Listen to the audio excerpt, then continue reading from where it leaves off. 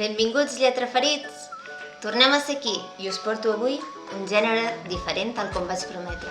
Avui parlarem de novel·la històrica. També és un dels meus gèneres literaris preferits, si bé ara fa molt temps que ho he deixat apartat perquè he llegit molta policíaca, novel·les històriques, al revés, novel·les fantàstiques, novel·les de ciència-ficció, i he deixat una mica de part les novel·les històriques, però sempre m'han agradat moltíssim. Us porto una de les que més em va agradar. Tot va sorgir arrel de que vaig veure la pel·lícula de Memòries d'una geisha, que em va encantar, em va fascinar, i vaig voler llegir algun llibre d'aquest estil, però que no fos el llibre basat en la pel·lícula, sinó que fos diferent, i així va ser quan vaig descobrir aquesta autora. Amy, crec que es pronuncia així, Amy Tan. Ella és nascuda a Califòrnia, els seus pares eren immigrants xinesos i de fet va fer un viatge a Xina que va ser el que el va inspirar a escriure les seves primeres novel·les, inspirades totes en aquest ambient xinès. Després us explico exactament l'argument, aquí podeu veure una imatge de l'autora. Ella ha tingut moltes desgràcies personals, però està decidida a tirar endavant. Actualment viu entre San Francisco i Nova York amb el seu marit i és llicenciada en llengua i literatura anglesa. A més, les seves obres estan tenint molt d'èxit. S'ha traduït a més de 35 idiomes. I em direu, entre aquests 35 idiomes hi ha el català? Doncs sí, sí, tenim aquest llibre, segur que ja us heu fixat, editat per editorial Edicions 62, que és La Vall de la Meravella. En castellà el nom és una mica diferent, és El Valle de l'Asombro, per si algú té curiositat o el volgués llegir en castellà, però és el mateix. A més, aquesta edició és fantàstica, com veieu, tapa dura, una portada preciosa, etc. A veure, l'escriptora Amy Tan ja era coneguda per altres llibres com ara La filla del curandero o La dona del déu de la cuina, però jo la vaig conèixer amb aquesta novel·la que em va agradar especialment. Clar, llavors quan em diuen que potser aquesta no és la seva obra més original o més sorprenent perquè és com un refregit del que ja venia fent, a mi no m'afecta perquè la vaig conèixer amb aquesta novel·la i per tant a mi em va agradar aquesta novel·la en concret i no he llegit les altres. Potser algun dia ho faré i canviaré la meva opinió, però a dia d'avui és la que tinc. Què hem de dir, doncs, de La Vall de la Meravella? Ens situem a Xangai. La història comença al 1912, tot i que anirà avançant en el temps. I la protagonista en si és una dona que es diu Violet Mitton i que és meitat xinesa, meitat nord-americana i ha de conviure entre aquests dos mons. La seva mare és una madame d'una de les cases cortesanes més prestigioses de la ciutat. El cas és que la història sempre hi és de fons, la història real de Xina del moment, la dinastia Qing perd el poder i per tant quan elles intenten marxar de Xina són enganyades i a partir d'aquí s'han de separar. Se separa la mare, que és Lulu Mitton, de la filla, que és Violeta Mitton. I a partir d'aquí comencen dues històries completament per separat. Lulu va a San Francisco, on segueix la seva vida i no pot retrobar en un principi la seva filla, i Violet és enganyada, és tancada i s'ha d'acabar de convertint en una cortesana.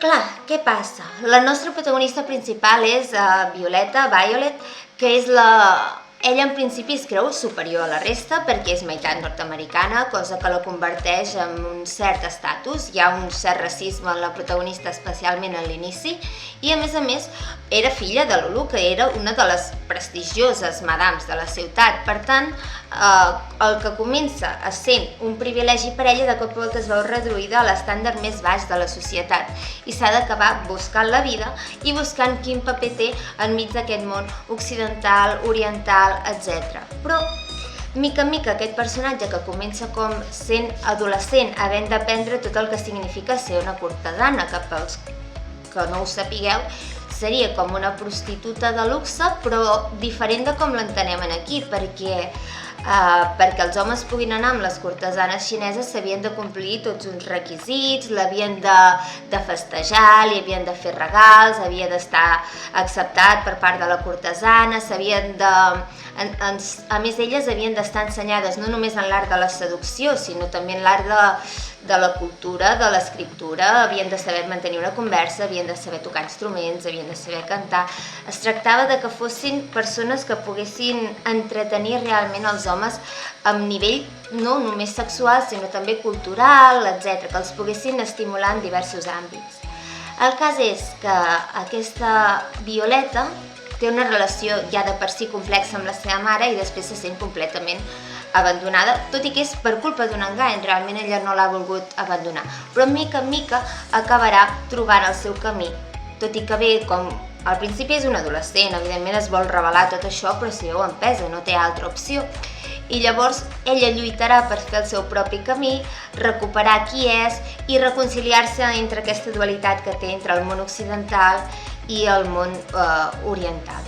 A més, de fons anem trobant tota la història de la Xina durant aquests anys, des del que dèiem, la caiguda de la dinastia, l'inici de la república, la Segona Guerra Mundial, com era ser un estranger a Xina, com era ser una cortesana a Xina de l'època, quin ensenyament rebien, quines instruccions, etc. A més, el fet que estigui narrat en primera persona fa que sentis els personatges molt i molt propers. Si bé és cert que es van intercalant altres personatges.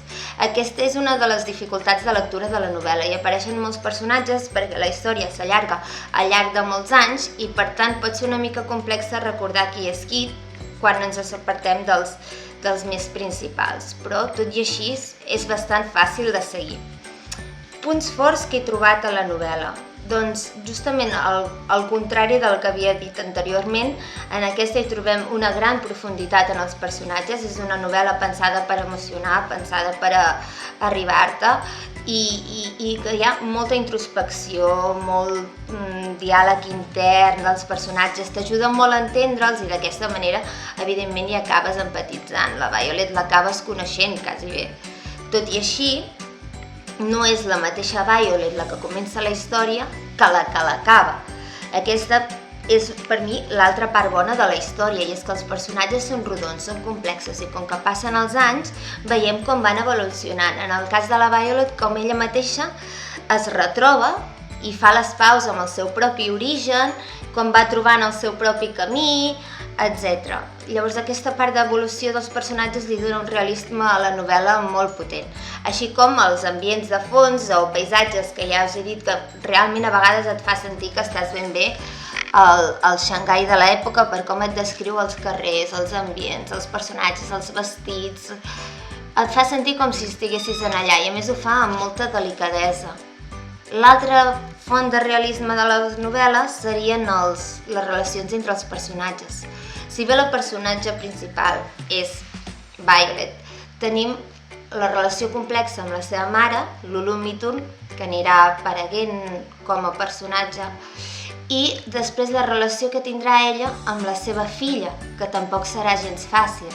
En aquest cas, són com 3 generacions en què les relacions entre mare i filla són especialment complexes i per mi això li dona molt realisme a l'obra perquè et fa entendre els personatges, no tot és tan fàcil, nosaltres ho sabem, la vida no tot és blanc, tot és negre, hi ha moments de tot.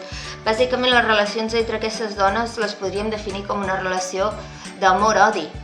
S'estimen i alhora s'odien, amb clars i amb foscos, i això és el que dona profunditat a la novel·la i te les fa entendre com a persones, no com a personatges, sinó com a persones. Punts febles, en canvi, que he trobat a la novel·la, a veure, el primer és obvi, anem a mirar el volum del llibre.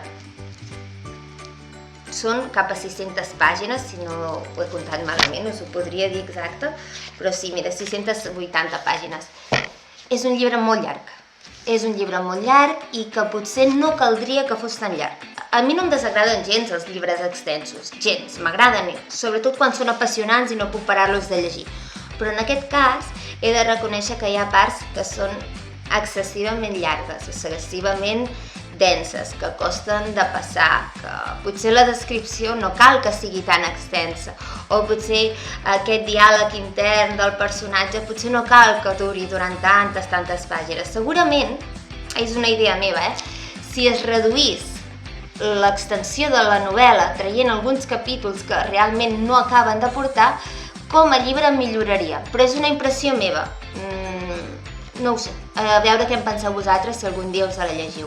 D'altra banda, no hi espereu girs argumentals, no en té. La història, des del primer moment que la llegeixes, sembla bastant previsible, doncs s'acaba complint bastant el que esperàvem de l'obra.